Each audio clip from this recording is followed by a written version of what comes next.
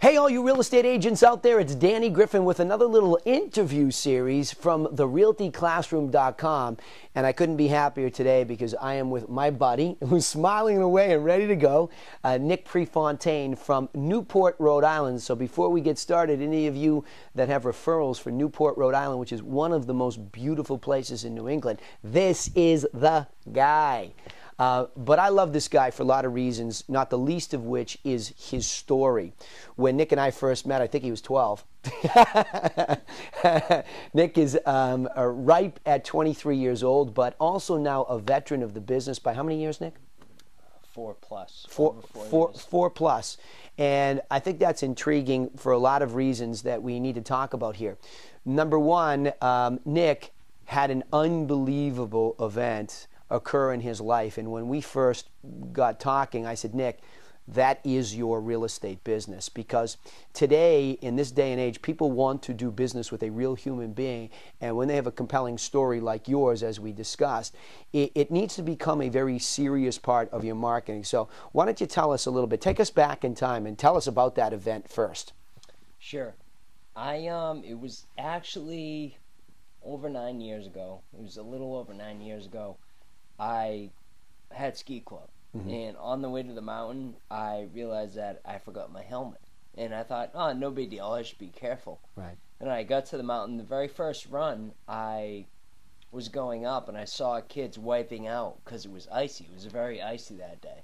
So I get to the top, and of course, I had to be a little bit of a showboat, but I was going down and, with speed, right. A lot of speed, going up to the jump. I caught the edge of my snowboard, which threw me off balance. So going off the jump, I was off balance, but I was going way too fast to, stop and divert. Went off the jump, fell in the air from 30 feet because I cleared the landing. The jump was 20 feet. I went above 10 feet. 30 feet, landed on my head, no helmet. Kept hitting my head because I was going so fast, and I was instantly knocked out, and I was in a coma for over 3 weeks, and I had to learn how to walk, talk, and eat again after that. Then once I got out of there, Franciscan Hospital for Children in Brighton, Mass., I had about 6 months of outpatient rehab, physical, occupational, and speech therapy. I had to learn everything again. And here I am. Yeah, amazing.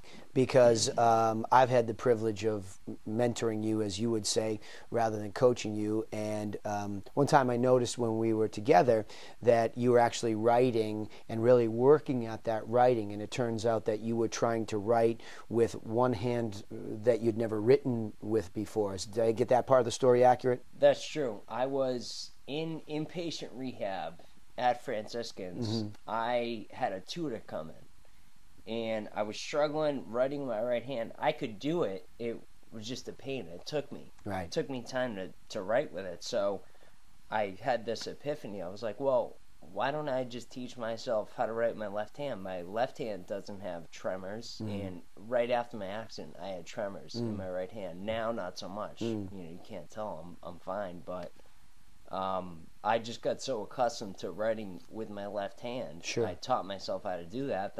That's still to this day how I write. Yeah. My left hand. Yeah.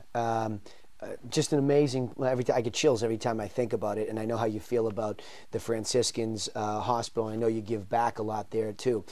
Let's fast forward into when we started working on this, and I think this is an interesting time for us to reconnect on this story.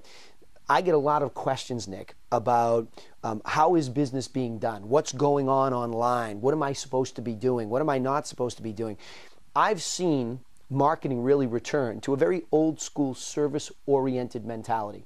People are so overwhelmed, Nick, with information and oftentimes being hoodwinked online and taught that they should be doing this or that, only to end up not getting the best deal, not getting the best price. So they're really more cautious, and they want to know you first before they do business. So by throwing yourself headlong into that marketplace and bearing your soul, now that you've started to do that, I know you told me you've made your story a very prominent part of your website. By the way, tell everybody what your website is. It's PrefontaineSells.com, and right on my website, I have my video.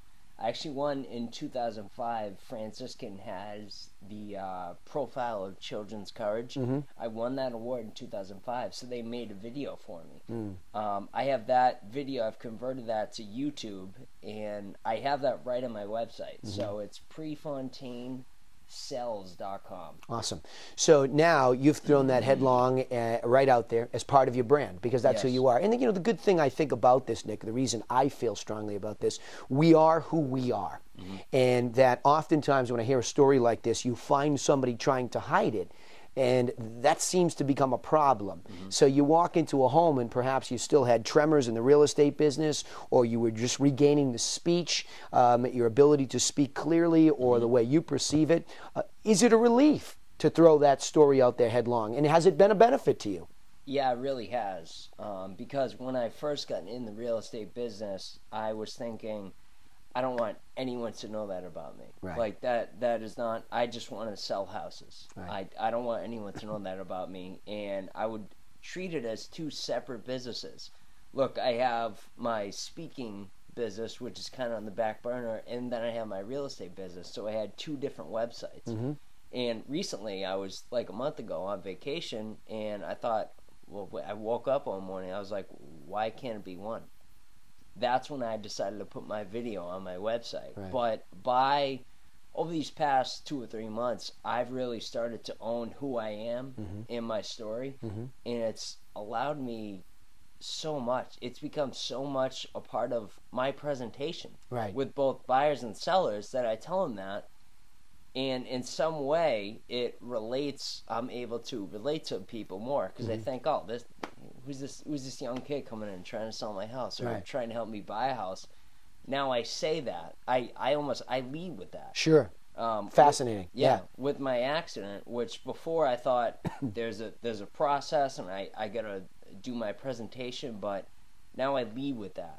And it allows me to connect with people a lot easier and for them to let their guard down and put the wall down and realize I'm just there to help them. Yeah, you're human. Yeah. So you're humanizing this situation as you go into these discussions, I think, by telling your story and finding that human connection. I mean, if Maslow was here talking about the hierarchy of needs, love and connection is in there somewhere. I think it's often overlooked at how important it is to make some connection, to do just what you said. People's guards tend to come down once that connection is made. Absolutely. And even, look, we're not telling everybody out there that in order to be successful, you have to have some dramatic story like that. Just tell your story, whatever it is. If it's a beautiful cookie cutter, nothing's gone wrong story, tell it. Where you're from. How'd you grow up? Was it a white picket fence? Great, tell that story.